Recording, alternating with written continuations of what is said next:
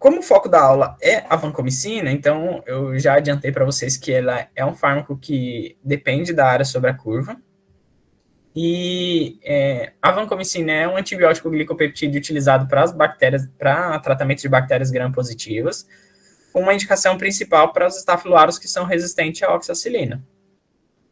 A vancomicina ela tem uma característica de ser um fármaco bem hidrofílico, e isso é importante para a gente conhecer as características farmacocinéticas e os impactos que isso pode ter na concentração sérica. E a principal evento adverso seria a nefrotoxicidade.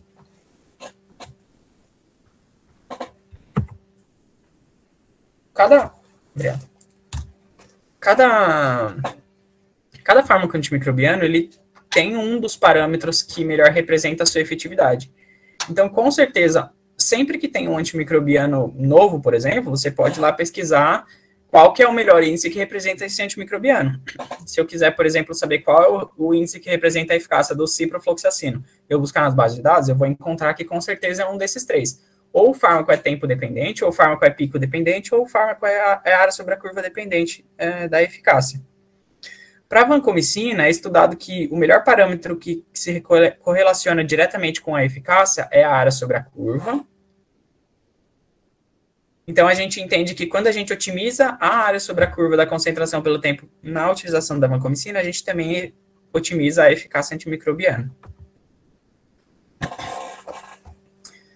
Então, por que a gente utiliza, se a gente sabe que a área sobre a curva da vancomicina representa a sua efetividade, por que a gente utiliza as concentrações no vale, que seria o nível sérico do mínimo, para fazer o monitoramento da vancomicina?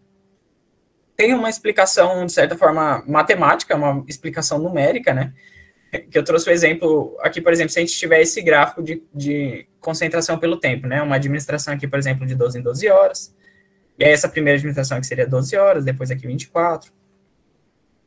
Se a gente pegar um nível sérico mínimo de 15 e traçar uma linha nela, por exemplo, que seria essa área achurada verde aqui, a área desse gráfico, que é a área sobre a curva desse gráfico, seria um quadrado, né? Então, o nível sérico mínimo aqui de 15, por exemplo, multiplicado por 24, seria uma área sobre a curva de 360.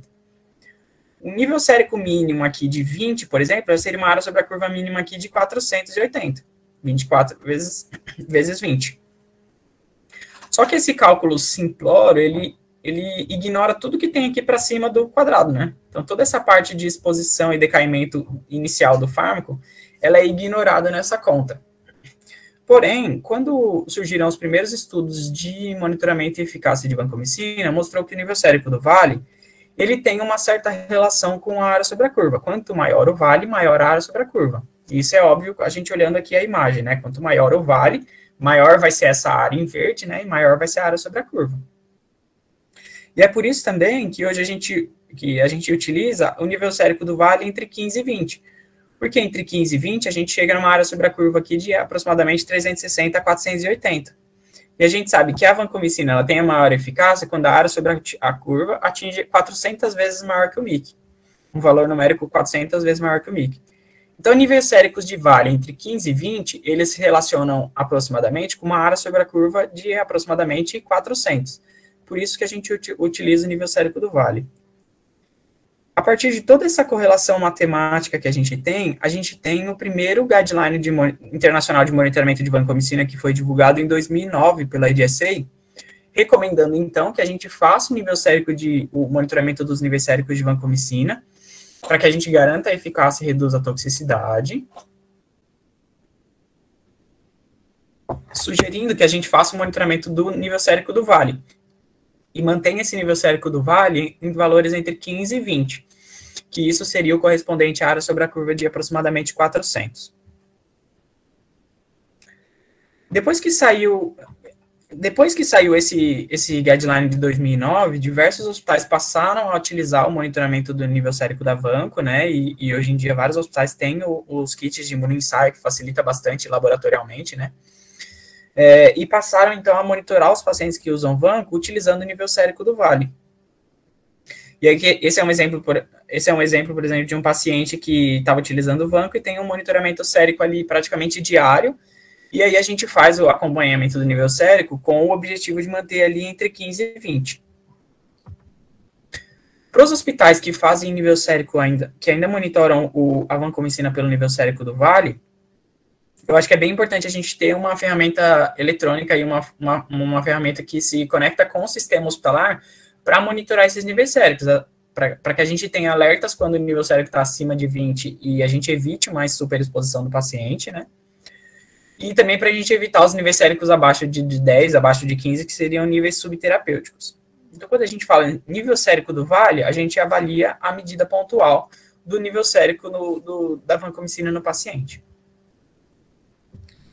Entretanto, depois que, como eu comentei para vocês, essa medida do nível sérico do Vale, ela é relacionada com a área sobre a curva, portanto, porém ela não conta tudo, não mostra tudo o que está acontecendo com o fármaco no organismo. Então, a gente consegue ver nessa imagem que pacientes com níveis séricos no Vale semelhantes podem ter diversos padrões de distribuição do fármaco. Então, pode acontecer do paciente ter um pico super alto de concentração ou picos baixos, decaimentos mais lentos, e mesmo assim ter níveis séricos de Vale semelhante. Então, a medida no Vale, ela não conta toda a história, ela não mostra para a gente tudo o que está acontecendo com o fármaco no organismo. Depois desse guideline de 2009 e todo esse início do monitoramento do nível sérico de vanco, a gente começou a ter estudos grandes que mostravam a relação do nível sérico de Vale com a área sobre a curva. E o que esses estudos maiores mostraram é que, de fato, a gente tem uma correlação. Existe uma correlação entre o nível sérico do Vale e a área sobre a curva, aquilo que a gente já sabia matematicamente. Então, quanto maior o nível sérico do Vale, maior a área sobre a curva, certo? Certo. Só que a gente consegue ver que esse gráfico de dispersão, ele não é uma medida, ele não é uma correlação tão próxima, né, com R quadrado super baixo, aqui de 0,4. Vocês conseguem ver aqui no primeiro gráfico, por exemplo, que pacientes com nível sérico de 15 podem ter área sobre a curva de aproximadamente aqui 300, até uma área sobre a curva de 1.600 aqui. Então, tem uma variação muito grande aqui de área sobre a curva para o mesmo nível sérico de Vale. A gente tem esse gráfico de dispersão semelhante em vários estudos da literatura, inclusive em adultos pediátricos, que mostra exatamente isso. Então, níveis séricos de Vale, ele se relaciona com a área sobre a curva, mas, às vezes, o mesmo nível sérico de Vale pode ter diferentes representações da área sobre a curva. E aí, começaram a surgir estudos, então, questionando, será que a gente deveria mesmo continuar monitorando o nível sérico de Vale? Será que a medida do Vale é a melhor representação que a gente consegue ter da eficácia da terapia de vancomicina? E aí surgiram algumas ferramentas e algumas possibilidades da gente monitorar diretamente a área sobre a curva da vancomicina. E os estudos começaram a questionar isso. Se a gente tem ferramentas disponíveis para monitorar a área sobre a curva, por que a gente usa o Vale como uma medida indireta da área sobre a curva? Então, por que a gente não monitora diretamente a área sobre a curva? E aí ficou nessa discussão e nessa dúvida. Vamos monitorar o nível sérico pelo Vale ou a área sobre a curva? E aí começaram a surgir estudos, então, para responder essa questão. Esse é um exemplo de um estudo que mostrou que a eficácia da vancomicina, ela está mais relacionada com atingimento ou não da área sobre a curva do que com o atingimento do nível sérico do Vale. Tem um outro estudo que mostrou que quando a gente faz o monitoramento pela área sobre a curva, a gente diminui consideravelmente a dose total que a gente administra para o paciente de vancomicina. E apesar de a gente administrar uma dose menor de vancomicina, a gente tem uma taxa de falha terapêutica menor também e um índice de cura terapêutica maior. Ou seja, quando a gente monitora o paciente pela área sobre a curva e faz uma medida da exposição do paciente, a gente tem níveis séricos, a gente consegue dar menos vancomicina para o paciente, ter taxas de cura clínica melhores e taxas de falha terapêuticas menores. E a toxicidade? A toxicidade da vancomicina, ela também é relacionada com a exposição que o paciente tem ao fármaco.